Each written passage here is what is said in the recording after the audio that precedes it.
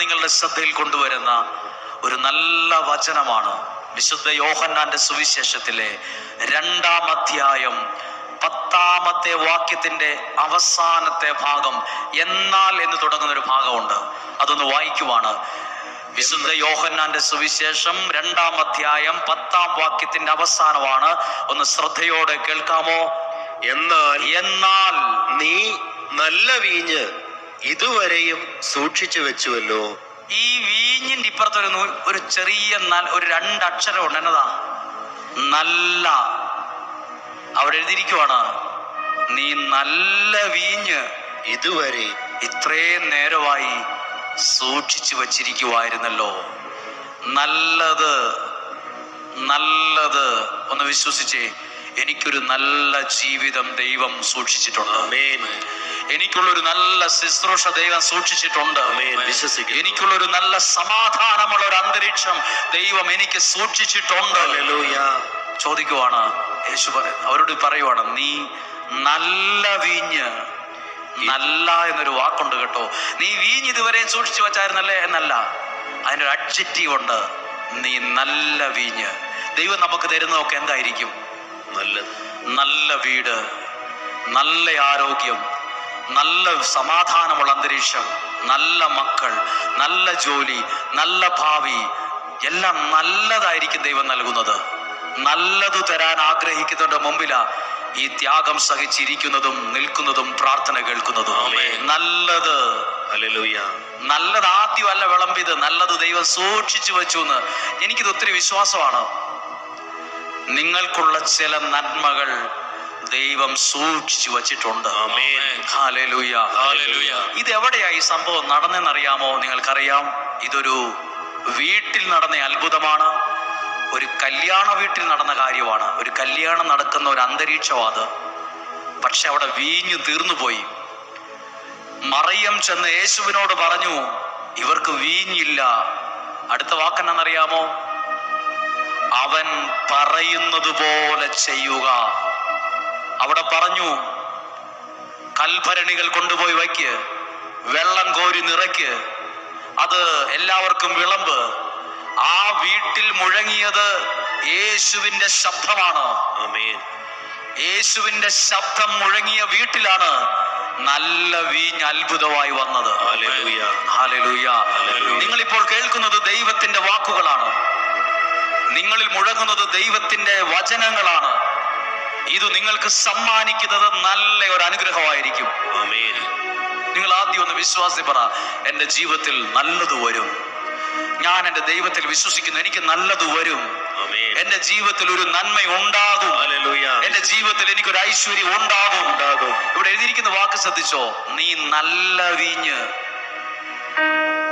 നല്ല വീഞ്ഞ്. ഇവിടെ ഇരിക്കുന്ന ഒത്തിരി പേർ നല്ലൊരു കുടുംബ ജീവിതത്തിന് വേണ്ടി പ്രാർത്ഥിക്കുന്നവരില്ലേ? നല്ല മക്കൾ ആയി വരാൻ ആഗ്രഹിക്കുന്നവരില്ലേ? എനിക്കൊരു നല്ല ജോലി കിട്ടിയിരുന്നെങ്കിൽ, നല്ല എന്ന ഒരു വാക്ക് അതിന് ഇപ്പുറത്ത് ചേർക്കാറില്ലേ?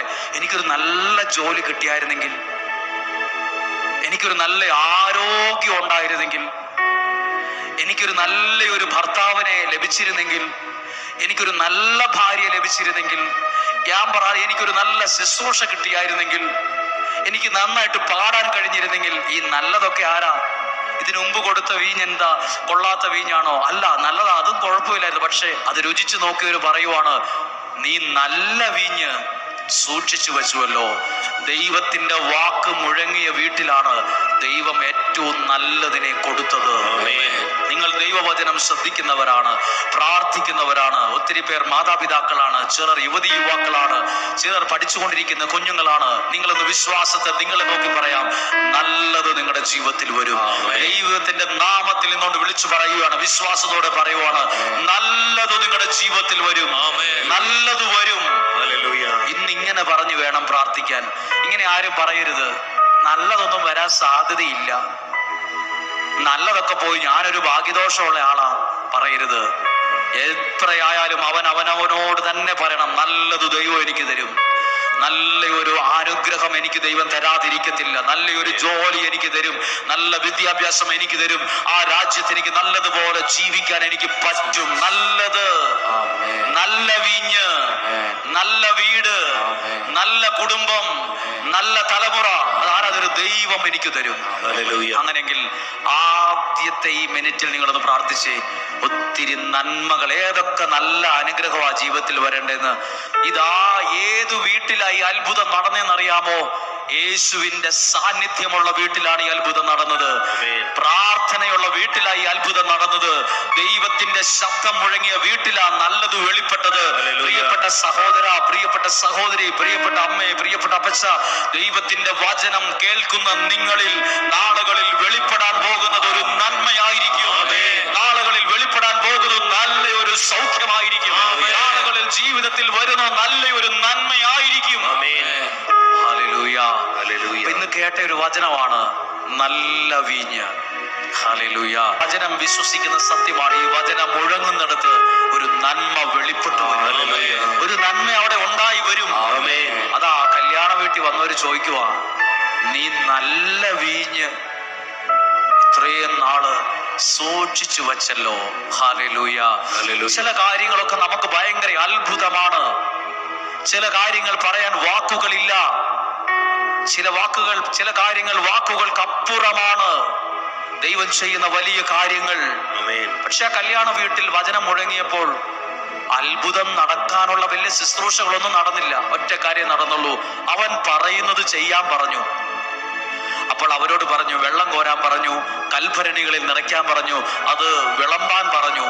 ഞാൻ ചോദിക്കട്ടെ, അതൊരു നിയോഗമല്ലേ?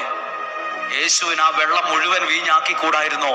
പക്ഷെ യേശു അവരോട് പറയുക, വെള്ളം കോരുക, അത് വക്കോളം നിറയ്ക്കുക, അത് പകർന്ന് കൊണ്ടുപോയി വിളമ്പുക. ഇതൊക്കെ മനുഷ്യരെ കൊണ്ടാ ചെയ്യിച്ചത്. നമ്മളും ഇവിടെ വന്ന് പ്രാർത്ഥിക്കുമ്പോൾ പല നിയോഗത്തോടെ പ്രാർത്ഥിക്കുമ്പോൾ ചിലർ പറയും കൽക്കുരിശിൽ എണ്ണ ഒഴിച്ച് പ്രാർത്ഥിക്കുന്നു, ചിലർ നിയോഗം എഴുതി വെച്ച് പ്രാർത്ഥിക്കുന്നു, കൈ വിരിച്ചു പിടിച്ച് പ്രാർത്ഥിക്കുന്നു. കുറച്ചു മുമ്പേ നമ്മളുടെ ട്രാഫിക്കിൽ നിൽക്കുന്ന ഒരാൾ ഒരു ഫോട്ടോ അയച്ചിട്ട് പറഞ്ഞു, അച്ചോ എന്താ ചെയ്യേണ്ടത്? ഒരാൾ ആ താഴെയുള്ള ആ വഴി തൊട്ട് ഒരാൾ മുട്ടയെ വലിഞ്ഞുകൊണ്ട് ഇങ്ങോട്ട് കയറി വരുന്നുണ്ട്. ഞാൻ ഫോട്ടോ ഇടുന്നുണ്ട്. ഞങ്ങൾ 2 പ്രാവശ്യം ചെന്ന് ഇത് ബുദ്ധിമുട്ടാണെന്ന് പറഞ്ഞ് അവരൊരു നേർച്ച പോലെ ചെയ്യുന്നുണ്ട്. എന്തിനാ ഇങ്ങനെ ചെയ്യുന്നത്? ഞങ്ങൾ പറഞ്ഞിട്ടല്ല ചെയ്യുന്നത്.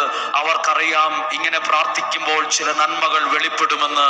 ഒരു നിയോഗത്തോടെ ഒരു കിണറ്റിന്ന് കുറച്ച് വെള്ളം കോരി ഇപ്പുറത്തെ പാത്രത്തിൽ അത് നല്ല വീഞ്ഞായി മാറിയെങ്കിൽ നമ്മൾ ഈ ത്യാഗത്തോടെ പ്രാർത്ഥിക്കുന്ന പ്രാർത്ഥനയ്ക്ക് നാളുകളിൽ നിങ്ങളുടെ ജീവിതത്തിൽ, കുടുംബത്തിൽ വെളിപ്പെടുന്നത് ഒരു നന്മയായിരിക്കും, ഒരു അനുഗ്രഹമായിരിക്കും.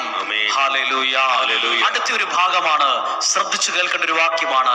അപ്പസ്തോല പ്രവർത്തനത്തിൽ 17-ാം അധ്യായം 11 മുതലുള്ള വാക്യങ്ങൾ. നന്മ വെളിപ്പെടുമെന്ന് നിങ്ങളോട് ശ്രദ്ധിച്ചു പറയാം. നന്മ വെളിപ്പെടും, ഒരു നന്മ ഉണ്ടാകും. 17-ാം അധ്യായം 11-ാമത്തെ വാക്യം. ഈ സ്ഥലത്തെ യഹൂദർ തെസലോനിക്കായിലുള്ളവരെക്കാൾ മാന്യന്മാരായിരുന്നു. ഒരു വാക്ക് നമ്മൾ ശ്രദ്ധിക്കാത്തൊരു വാക്കാണ്. എഴുതിയിരിക്കുവാണ്, ഈ സ്ഥലത്ത് താമസിക്കുന്ന യഹൂദർ തെസ്സലോനിക്കായിൽ ഉള്ളവരെക്കാൾ മാന്യന്മാരായിരുന്നു. അപ്പോൾ ഒരു ചോദ്യമാണ്, എങ്ങനെയാണ് അവർ മാന്യന്മാരായത്? എങ്ങനെയാണ് അവർ മിടുക്കന്മാരായത്? അപ്പൊ ഒരു ചോദ്യം ചോദിക്കണമല്ലോ. ഒരു സ്റ്റേറ്റ്മെന്റ് മാത്രം പോരല്ലോ, അതിന് റീസൺ വേണം. ഒന്നും കൂടെ വായിക്കാം. ആ സ്ഥലത്തെ യഹൂദർ തെസ്സലോനിക്കായിൽ ഉള്ളവരെക്കാൾ മാന്യന്മാരായിരുന്നു. അപ്പോൾ മാന്യന്മാരും മിടുക്കരുമാണ് കാരണം എഴുതിയിട്ടുണ്ട്.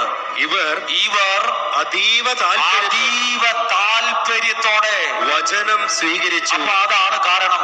അതീവ താല്പര്യത്തോടെ ദൈവവചനം സ്വീകരിച്ചവർ തെസ്സലോനിക്കായിൽ ഉള്ളവരെക്കാൾ മാന്യന്മാരായി തീർന്നു, അനുഗ്രഹമുള്ളവരായി മാറി. ഒരുപക്ഷെ നിങ്ങളുടെ വീടിരിക്കുന്ന സ്ഥലത്ത്, നിങ്ങൾ താമസിക്കുന്ന സ്ഥലത്ത് ഇപ്പുറത്തുള്ളവർ ചിലപ്പോൾ കളിയാക്കുന്നുണ്ടാകും, ചിലപ്പോൾ പറഞ്ഞു ചിരിക്കുന്നുണ്ടാവും. അവരത്രയും ദൂരെ പ്രാർത്ഥനയ്ക്ക് പോകുവാണ്. പക്ഷെ പ്രാർത്ഥിക്കുന്നവരും വചനം സ്വീകരിക്കുന്നവരും പലരെക്കാളും അനുഗ്രഹമുള്ളവരായി. താഴെ എഴുതിയിരിക്കും അതിന്റെ കാരണം. ഇവർ അതീവ താല്പര്യം. അവർ അങ്ങനെ മിടുക്കരാകാൻ കാരണം ഇവർ അതീവ താല്പര്യത്തോടെ വചനം സ്വീകരിച്ചു. കാനായിലെ കല്യാണ വീട്ടിൽ ഒരു അത്ഭുതം നടക്കുന്നതിനും ആ വീട്ടിൽ മുഴങ്ങിയത് ദൈവത്തിന്റെ വചനമാണ്. അത് ചെന്നെത്തിച്ചത് നല്ല വീഞ്ഞ വീട്ടിൽ വെളിപ്പെടാൻ കാരണമായി. ഇതാ യഹൂദർ അതീവ മിടുക്കരായി മാറി, ബഹുമാന്യന്മാരായി മാറി. കാരണം എഴുതിയിരിക്കുന്നു, അവർ ദൈവത്തിന്റെ വചനത്തെ അതീവ താല്പര്യത്തോടെ സ്വീകരിച്ചു. ആമേൻ. പറഞ്ഞേ ഹല്ലേലൂയ. അടുത്ത വാക്ക് എഴുതിയിരിക്കുവാണ്, അവർ പറഞ്ഞത് അപ്പോൾ ദൈവവചനം പ്രസംഗിക്കുമ്പോൾ അവർ ചെയ്യുന്ന കാര്യമാ, അവർ പറഞ്ഞത് സത്യമാണോ എന്ന് സത്യമാണോ എന്നറിയാൻ വിശുദ്ധ ഗ്രന്ഥങ്ങൾ അനുദിനം പരിശോധിക്കുകയും ചെയ്യും. അവനൊരു വാക്ക് ശ്രദ്ധിച്ചോ, ദൈവത്തിന്റെ വചനം അനുദിനം ഒരാൾ പ്രസംഗിച്ചുകൊണ്ടിരിക്കുമ്പോൾ ഈ വചനം സത്യമാണോ, ഇത് ശരിയാണോ എന്നറിയാൻ ആ യഹൂദർ വചനം ഇങ്ങനെ നോക്കി പരിശോധിക്കുമായിരുന്നു. അതാണ് തെസ്സലോനിക്കായുള്ളവരെക്കാൾ അവർ മാന്യന്മാരായി തീരാൻ കാരണം. ആമേൻ. നിങ്ങളൊരു പ്രസംഗം കേൾക്കുമ്പോൾ, നിങ്ങൾ ദൈവവചനം കേൾക്കുമ്പോൾ, നിങ്ങളുടെ വീടുകളിൽ കേൾക്കുമ്പോൾ, ഒരുപാട് ജോലിയൊക്കെ ചെയ്തുകൊണ്ടിരുന്നല്ലാതെയാണ് കേൾക്കുന്നെങ്കിൽ ഈ വചനം എടുത്ത് നോക്കണം, ഇത് സത്യമാണോ, ഇതിനകത്ത് ഇങ്ങനെയൊക്കെ എഴുതിയിട്ടുണ്ടോ, ഈ പുള്ളി ചുമ്മാ പറയുന്നതാണോ, ഇത് ഞാൻ ഇന്ന് വരെ വായിച്ചിട്ടില്ലല്ലോ ഈ വചനം. നിങ്ങൾ അങ്ങനെ വചനം എടുത്ത് പരിശോധിക്കാൻ തുടങ്ങുമ്പോൾ നിങ്ങളുടെ കുടുംബം എല്ലാവരുടെയും പുറകിലായി പോകും, തകർന്നു പോകുന്നല്ല, നിങ്ങൾ പലരെക്കാളും മുമ്പിലെത്തുമെന്നാണ് എഴുതിയിരിക്കുന്നത്. ഹല്ലേലൂയ.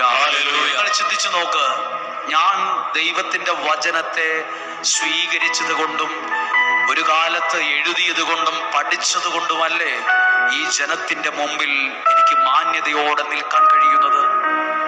നിങ്ങൾ വിചാരിക്കുന്നത് പോലെ നല്ല പേര് കേട്ട കുടുംബത്തിലെ ഒരാളല്ല ഞാൻ എപ്പോഴും എന്നെ തന്നെ വിശേഷിപ്പിക്കുന്നത് ഒരു വക്ക് പൊട്ടിയ പാത്രം എന്നാണ് ഞാൻ എന്നെ തന്നെ ചിന്തിക്കുന്നത്. വക്ക് പൊട്ടിയ ഒരു പാത്രം, കളറ് പോയൊരു പാത്രം, ചളുങ്ങിയ പാത്രം, എടുത്തു പറയത്തക്ക വ്യക്തിത്വ ശ്രേഷ്ഠതയോ കുടുംബ മഹിമയോ പാരമ്പര്യമോ അവകാശപ്പെടാൻ പറ്റുന്ന വിധത്തിലുള്ള ഒന്നുമേ ഇല്ലാത്ത എനിക്ക് എന്നേക്കാൾ കഴിവുള്ളവരായ അനുഗ്രഹമുള്ളവരായ നിങ്ങളുടെ മുമ്പിൽ 10 മിനിറ്റെങ്കിലും നിൽക്കാൻ കഴിയുന്നത് ഈ ദൈവവചനത്തെ ഒരു കാലത്ത് സ്വീകരിച്ചത് കൊണ്ടെന്നാണ് ഞാൻ വിശ്വസിക്കുന്നത്.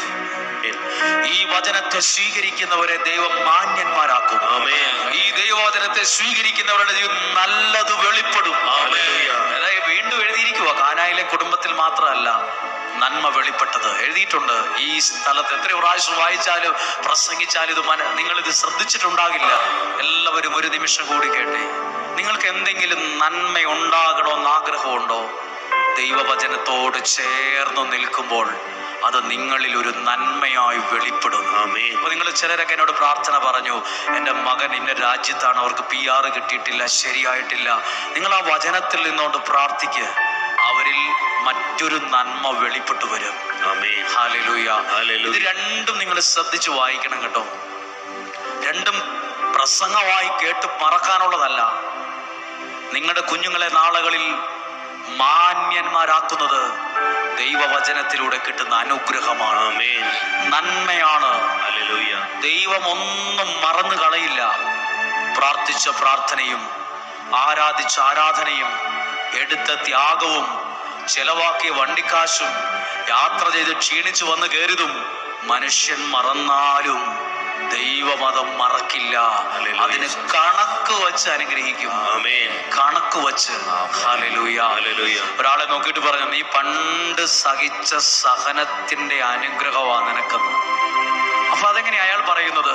എന്നോട് യാതൊരു ബന്ധവും ഇല്ലാത്ത ഒരാൾ പറയുന്നത് നീ പണ്ട് സഹിച്ചതിന്റെ അനുഗ്രഹമാ. അപ്പോൾ ദൈവം എല്ലാത്തിനും കണക്ക് വെക്കും. അതുകൊണ്ടാ പറഞ്ഞ, നിന്റെ കണ്ണിൽ നിന്ന് വീഴുന്ന ഓരോ തുള്ളി കണ്ണുനീരും ദൈവസന്നദ്ധിയിൽ വിലയുള്ളതാണ്. ഹല്ലേലൂയ. അവർക്ക് പറഞ്ഞേ ഹല്ലേലൂയ. നിന്റെ ജീവിതത്തിൽ ഒരു നന്മയുണ്ടാകും.